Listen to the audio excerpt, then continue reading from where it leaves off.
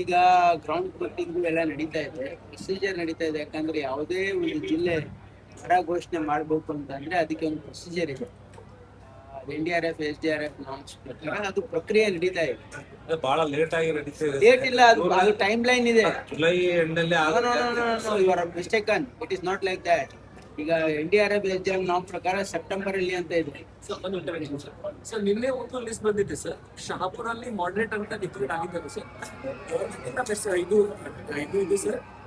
ಇನ್ನು ಮುಂದೆ ಕೂಡ ಕಂಟಿನ್ಯೂಸ್ ಆಗಿ ಸೆಪ್ಟೆಂಬರ್ ವರೆಗೆ, ಅದು ಸೆಪ್ಟೆಂಬರ್ ವರೆಗೆ ಎಷ್ಟು ಗ್ಯಾಪ್ ಇರುತ್ತೆ ಅದೆಲ್ಲ ನೋಡಿ ಮಾಡ್ತಾರೆ. ಪ್ರೊಸೆಸ್ ಅಲ್ಲಿ ಇದೆ. ನಿರ್ದೇಶನ ಕೊಟ್ಟಿದ್ದೇನೆಂದ್ರೆ FIR ಯಾರು ಮಾಲೀಕರು ಇರ್ತಾರೆ ಅವ್ರ ಮೇಲೆ ಮಾಡ್ಬೇಕು. ಆಮೇಲೆ ಅಧಿಕಾರಿಗಳು ಅಲ್ಲಿ ಹೋಗಿ ಅದನ್ನ ಇನ್ವೆಸ್ಟಿಗೇಟ್ ಮಾಡ್ಬೇಕು. ಏನಾದ್ರೂ ಲ್ಯಾಪ್ಸಸ್ ಆಗಿದೆಯಾ ಅಂದ್ರೆ ಏನ್ ಸೇಫ್ಟಿ ಮೆಜರ್ಸ್ ತಗೊಳ್ಳೋದ್ರಲ್ಲಿ ಏನೇನ್ ಲ್ಯಾಪ್ಸಸ್ ಆಗಿದೆ ಅದನ್ನ ಪರಿಶೀಲನೆ ಮಾಡಿ ಆಮೇಲೆ ನೀವು ಅದು ಕ್ರಮ ಕೈಗೊಳ್ಬೇಕು ಅಂತಕ್ಕಂಥದ್ದು ನಾವು ಹೇಳಿದ್ದೀವಿ. ಆಲ್ರೆಡಿ ನಾನು ಅದು ಎಕ್ಸಾಮಿನ್ ಮಾಡ್ಬೋದು. ಅಲ್ಲಿ ಹೋಗಿ ಎಲ್ಲಾ ಫ್ಯಾಕ್ಟ್ರಿಗಳಲ್ಲಿ ಚೆಕ್ ಮಾಡ್ಬೇಕು. ಅಲ್ಲಿ ಸೇಫ್ಟಿ ನಾಮ್ಸ್ ನೀವು ಯಾರಿಗೆ ಅವ್ರು ಹೈರ್ ಮಾಡಿದ್ರೆ ಅದಕ್ಕೆ ಏನು ಸೇಫ್ಟಿ ನಾಮ್ಸ್ ತಗೊಳ್ಬೇಕು ಅಂತ ಅನ್ನೋದನ್ನ ಅವರಿಗೆ ಒಂದು SOP ಇರುತ್ತೆ. ಅದರ SOP ವೈಲೇಟ್ ಆಗಿದೆಯಾ, ಏನಾದ್ರೂ ಸೇಫ್ಟಿ ಮೆಜರ್ಸ್ ವೈಲೇಟ್ ಮಾಡಿದಾರ ಇಂಡಸ್ಟ್ರಿ ಅವರು ಇದ್ರೆ ಅವ್ರ ಮೇಲೆ ಕ್ರಮ ಕೈಗೊಳ್ಳಬೇಕು ನಿರ್ದೇಶನ ಕೂಡ ಕ್ಲೀನ್ ಚಿಟ್ ಸಿಕ್ಕಿಲ್ಲ. ಮತ್ತೆ ಸಚಿವ ಸಂಪುಟದಲ್ಲಿ ಅವರನ್ನ ಆರೋಪಿ. ಇವತ್ತು ನಮ್ಮ ಈಗ ನಾನು ಹೇಳ್ಕೋಕ್ ಕುಂತ್ರೆ ನಮ್ಗೆ ಸರಿ ಕಾಣೋದಿಲ್ಲ. ಯಾಕಂದ್ರೆ ಮುಖ್ಯಮಂತ್ರಿ ಮೇಲೆ ಎಷ್ಟು ಕೊಲೆ ಆರೋಪ ಇದೆ, ಆಮೇಲೆ ಬೇರೆ ಬೇರೆ ಕೇಂದ್ರ ಸಚಿವರ ಮೇಲೆ ಕೂಡ ಅನೇಕ ಕ್ರಿಮಿನಲ್ ಚಾರ್ಜಸ್ ಇವೆ. ಆ ರೀತಿ ಇದು ಅಪೋಸಿಷನ್ ಇದು ರಾಜಕೀಯವಾಗಿ ಬಳಸ್ಕೊಳ್ತೇವೆ. ಅವಾಗ ನೋಡಿ, ಅವಾಗ ಯಾಕೆ ರಾಜೀನಾಮೆ ಕೊಟ್ರು ಅಂತಂದ್ರೆ ಒಂದು ಈ ರೀತಿ ಆರೋಪ ಬಂದಿದೆ, ಅದಕ್ಕೆ ನಾನು ಎನ್ಕ್ವೈರಿ ನೀವು ಮಾಡ್ಲಿ ಅಂತ ಮಾಡಿ ಅವ್ರು ಕೊಟ್ಟಿದ್ದಾರೆ. ಅದನ್ನ ಕ್ರೊನಾಲಜಿ ಆಫ್ ದ ಇವೆಂಟ್ಸ್ ನೋಡಿ. ಇದು CBI ಇಂದ ಒಂದು ರಾಜಕೀಯ ದುರುದ್ದೇಶದಿಂದ ಮಾಡಿರ್ತಕ್ಕಂಥದ್ದು. ಯಾಕಂದ್ರೆ ಈಗೇನು ರಾಜ್ಯ ಸರ್ಕಾರ ಮಾಡಿರ್ತಕ್ಕಂಥದ್ರಲ್ಲಿ ಅವ್ರಲ್ಲಿ ಏನು ಇಲ್ಲ ಅಂತ ಆಗಿದೆ ರಿಪೋರ್ಟ್. ಲಿಂಕ್ ಮಾಡಕ್ ಹೋಗ್ಬೇಡಿ. ನೋಡಿ, ಅವ್ರು ಏನಾದ್ರು ಧ್ವಜಾರೋಹಣ ಮಾಡಲ್ಲ ಅಂತ ಹೇಳಿದ್ದಾರೆ. ಅವ್ರು ಏನ್ ಹೇಳಿದ್ದಾರೆ, ನನಗೆ ಜಿಲ್ಲಾ ಉಸ್ತುವಾರಿ ಬೇಡ ಸದ್ಯಕ್ಕೆ, ನಾನು ಬೇರೆಯವ್ರಿಗೆ ಯಾರಿಗಾದ್ರೂ ಕೊಡಿ ಅಂತ ಕೇಳಿದಾರೆ ಅವ್ರು ಅಷ್ಟೇ. ಅದಕ್ಕೆ ಜಿಲ್ಲಾ ಉಸ್ತುವಾರಿ ಬೇಡ ಅಂದ್ರೆ ನೀವು ಧ್ವಜಾರೋಹಣ ಮಾಡಲ್ಲ ಯಾವ ಕಾರಣಕ್ಕೆ ಬೇಡ ಅಂದ್ರೆ ಅನ್ನೋದು ಬೇಕಾಗ್ತದೆ. ಹೇಳಿದ್ದಾರೆ. ನಾನು ವೈಯಕ್ತಿಕವಾಗಿ ಈಗ ಬೆಂಗಳೂರಲ್ಲಿ BBMP ಎಲೆಕ್ಷನ್ ಇದೆ. BBMP ಎಲೆಕ್ಷನ್ ಇರೋದ್ರಿಂದ ಅವ್ರ ಮತಕ್ಷೇತ್ರ ಅಲ್ಲಿ ಇರೋದ್ರಿಂದ, ಆಮೇಲೆ ಎಂತಾರದು ಅವ್ರಿಗೆ ಒಂದು ಜವಾಬ್ದಾರಿ ಇರೋದ್ರಿಂದ ನನಗೆ ಇಲ್ಲಿ ಜಾಸ್ತಿ ಟೈಮ್ ಕೊಡ್ಬೇಕಾಗುತ್ತೆ. ನಾನು ವಿಜಯನಗರಿಗೆ ಜಾಸ್ತಿ ಟೈಮ್ ಕೊಡಕ್ ಆಗೋದಿಲ್ಲ. ಅದಕ್ಕೆ ನನಗೆ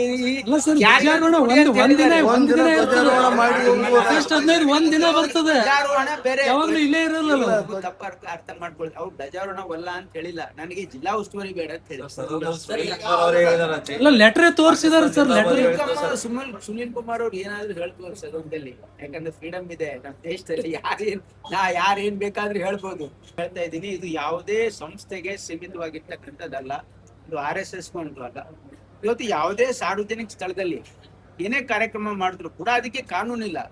ಮುಂದೆ ಇವತ್ತು ಸರ್ಕಾರ ಇವತ್ತು ಎಲ್ಲಾ ಸರ್ಕಾರಗಳು ಬರ್ತವೆ, ಅವಾಗ ಒಂದು ಪ್ರೊಸೀಜರ್ ಇರಬೇಕು ಅನ್ನೋ ಕಾರಣಕ್ಕೆ ಮಾಡಿತಾ ಇದೀವಿ ವಿನ ಯಾವುದೇ ಒಂದು ಸಂಸ್ಥೆಗೆ ಯಾವುದೇ ಒಂದು ಇದಕ್ಕೆ ನಿರ್ಬಂಧ ಹಾಕ್ಲಿಕ್ಕೆ ಅಲ್ಲ ಅಂತ ನನ್ ಸ್ಪಷ್ಟ. ಸರ್, ಈಗ ಯಾವುದೇ ಕಾರ್ಯಕ್ರಮ ಮಾಡ್ಬೇಕಂದ್ರೆ ಪರ್ಮಿಷನ್ ತಗೋಬೇಕು, ಪೊಲೀಸರಿಗೆ ಇನ್ಫಾರ್ಮ್ ಮಾಡಬೇಕು, ಎಲ್ಲ ಇದೆ. ಇಲ್ಲ ಕಾನೂನಿಲ್ಲ. ಅವರು ಈಗ ಲಾ ಅಂಡ್ ಆರ್ಡರ್ಗೋಸ್ಕರ ಅವರು ಪರ್ಮಿಷನ್ ತಗೊಳ್ತಾರೆ. ಆದ್ರೆ ಎನ್ ಆಕ್ಟ್ ಇಲ್ಲ, ಕಾನೂನಿಲ್ಲ. ಯಾಕಂದ್ರೆ ಸಾರ್ವಜನಿಕ ಸ್ಥಳಗಳನ್ನ ನೀವು ಯಾವ ರೀತಿ ಬಳಸ್ಕೊಳ್ತೀವಿ. ಕೆಲವು ಜನ ಎನ್ಕ್ರೋಚ್ ಮಾಡ್ತಾರೆ, ಕೆಲವು ಜನ ಯಾವುದೋ ಒಂದು ವರ್ಷಾನ್ಗಟ್ಲೆ ಅಲ್ಲಿ ಟೆಂಟ್ ಹಾಕೊಂಡು ಕುಂದಿರ್ತಾರೆ, ಸಾರ್ವಜನಿಕರಿಗೆ ತೊಂದರೆ ಆಗ್ತದೆ. ಹಾಗಾಗಿ ಇದು ಸಾರ್ವಜನಿಕ ಹಿತಾಸಕ್ತಿಯಿಂದ ಇದು ಸರ್ಕಾರಿ ಪ್ಲೇಸಸ್ ಅನ್ನ ಅದನ್ನ ನಿರ್ವಹಣೆ ಮಾಡೋದಕ್ಕೆ ಒಂದು ಪ್ರೊಸೀಜರ್ ಲೇಔಟ್ ಮಾಡೋದಕ್ಕೆ ಏನ್ ಸಮಸ್ಯೆ ಇದೆ? ಇವತ್ತು ನೀವು ಪ್ರತಿಜ್ಞೆ ಅವಧಿ ತೋರಿಸ್ತೀರಾ? ಕೇಳಿ, ನಮ್ದು ನೀತಿ ಇಲ್ಲ. ಅದು ನಾವು ಅದು ನಿಷೇಧ ಮಾಡಿದ್ದು ನಿಜ. ಆದ್ರೆ ಕೆಲವು ಈಗ ಆ ಭಾಗದಲ್ಲಿ ಅಡಿಕೆ ಬೆಳೀತಕ್ಕಂತ ರೈತರು ಬಂದು ಇದಕ್ಕೆ ನಮ್ದು ಕೆಲವೊಂದು ಸಮಸ್ಯೆ ಇದೆ, ಏಕಾಏಕಿ ಮಾಡ್ದೇನೆ ನಮಗ್ ಕೇಳ್ದೇನೆ ಮಾಡಿದ್ರೆ ಇದಕ್ಕೆ ರೈತರಿಗೆ ತೊಂದರೆ ಆಗುತ್ತೆ ಅಂತ ಹೇಳಿ ನಮ್ಮ ಪಕ್ಷ ಎಲ್ಲಾ ಪಕ್ಷದವ್ರು ಸೇರಿ ಬಂದಿದ್ರು. ಹಾಗಾಗಿ ಮಾನ್ಯ ಮುಖ್ಯಮಂತ್ರಿ ನಿರ್ಧಾರ ತೆಗೆದುಕೊಂಡಿದ್ದಾರೆ. ಆದ್ರೆ ಇದು ತಾತ್ಕಾಲಿಕವಾಗಿ ಸ್ಟಾಪ್ ಆಗಿದೆ. ಆದ್ರೆ ಅದನ್ನ ಸಾಧಕ ಬಾಧಕಗಳನ್ನ ನೋಡಿ ನಿರ್ಧಾರ ಅಲ್ಲ ಅಂದ್ರೆ ಸರ್ಕಾರ ಮೊದಲು ಏನಾದ್ರು ನಿರ್ಧಾರ ಹತ್ರವಾಗಿ ತಗೊಂಡಿರ್ತದೆ. ಈ ನಿರ್ಧಾರ ಬಹಳ ಹಿಂದಿನೇ ತಗೊಂಡಾಗಿದೆ.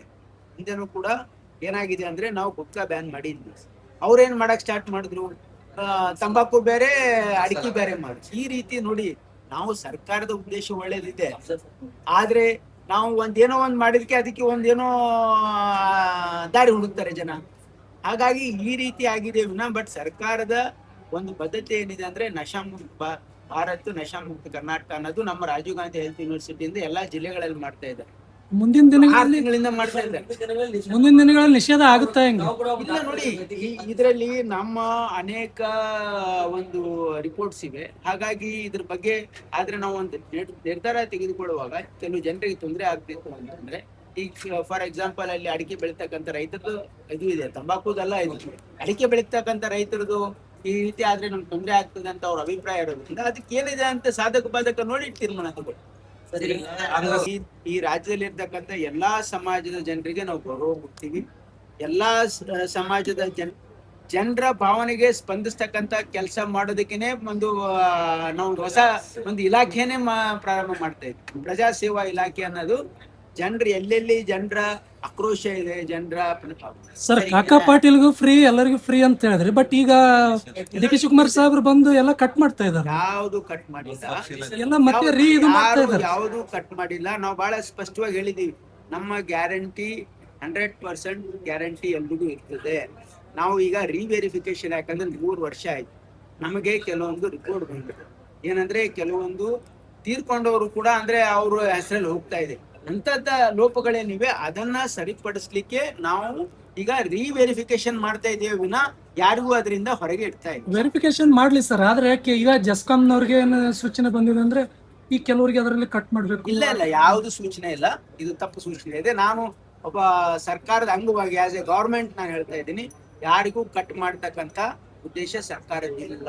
ತೀರ್ಕೊಂಡವ್ರಿಗೆ ಕಟ್ ಮಾಡ್ತಾರೆ. ತೀರ್ಕೊಂಡು ಹಾಸ್ಪಿಟಲ್ ಅಲ್ಲಿ ಚೆಕ್ ಮಾಡ್ಬಿಡ್ತೀವಿ ಬೆಳಗ್ಗೆ ಯಾವ ಸರ್ ಟ್ರಾನ್ಸ್ಫರ್ ಮಾಡಿದಾರೆ, ಅವಧಿನೂ ಆಗಿಲ್ಲ, ಬಟ್ ಏನೋ ಆರೋಪನೂ ಇಲ್ಲ. ಅಲ್ಲ, ಕೆಲಸ ಮಾಡೋರಿಗೆ ಟ್ರಾನ್ಸ್ಫರ್ ಮಾಡಿದ್ರೆ ಈಗ ನಿಮಗೆ ಒಳ್ಳೆ ಹೆಸರು ಬರ್ತದೆ. 2 ವರ್ಷ ಅವಧಿ ಆಗಿದೆ ಅವ್ರದ್ದು. ಇಲ್ಲ ಸರ್, ಇನ್ನೂ ಆಗಿಲ್ಲ. 2 ವರ್ಷ ಆಗಿದೆ, 2 ವರ್ಷ ಅಲ್ಲ, ಆಗಿದೆ. ಕೆಲಸ ಮಾಡೋರ್ನ ಇಟ್ಕೋಬಹುದಲ್ಲ. ಇದ್ರ ಬಗ್ಗೆ ಮಾತಾಡ್ತೀವಿ. ಏನಾಗಿದೆ, KPSC ಯಲ್ಲಿ ಸಾಕಷ್ಟು ಗೊಂದಲಗಳಾಗ್ತಾ ಇದೆ. ಅಲ್ಲಿ 70,000 ರಿಕ್ರೂಟ್ಮೆಂಟ್ ಇದೆ. ಒಳ್ಳೆ ಆಫೀಸರ್ ಬೇಕು ಅಂತ ನಾನು ಹೇಳಿದೆ, ರಿಟೈಲ್ ಮಾಡಿ ಅಂತ. ಅಲ್ಲ, ಹೈಯರ್ ಆಫೀಸರ್ ಏನ್ ಹೇಳ್ತಾ ಇದಾರೆ, ನಮಗೆ ಒಳ್ಳೆ ಆಫೀಸರ್ ಬೇಕಲ್ಲಿ ಒಂದು, ಯಾಕಂದ್ರೆ ಇದೆಲ್ಲ ಟ್ರಾನ್ಸ್ಪರೆಂಟ್ ಆಗಿ ಮಾಡ್ಬೇಕಾಗಿದೆ. 70,000 ರಿಕ್ರೂಟ್ಮೆಂಟ್ ಇದೆ, ನೀಡ್ ಎ ಗುಡ್ ಆಫೀಸರ್ ಅಂತ ಪೋಸ್ಟ್ ಮಾಡಿದೀವಿ ಅಂತ ಹೇಳಿದ್ದಾರೆ. ಅವ್ರ ಜೊತೆ ಚರ್ಚೆ ಮಾಡಿ ನಿರ್ಧಾರ ಮಾಡ್ತೀವಿ. ಅಲ್ಲ, ಯಾದಗಿರಿ ಒಳ್ಳೆ ಆಫೀಸರ್ನೆಲ್ಲ ಗುಲ್ಬರ್ಗಕ್ಕೆ ಬೆಂಗಳೂರಿಗೆ ತಗೊಂಡು ಹೋದ್ರಿ. ಆಲ್ರೆಡಿ ತಗೊಂಡು ಹೋಗ್ಬಿಟ್ಟಿರಿ. ಇಲ್ಲ ಮಾಡ್ತೀವಿ.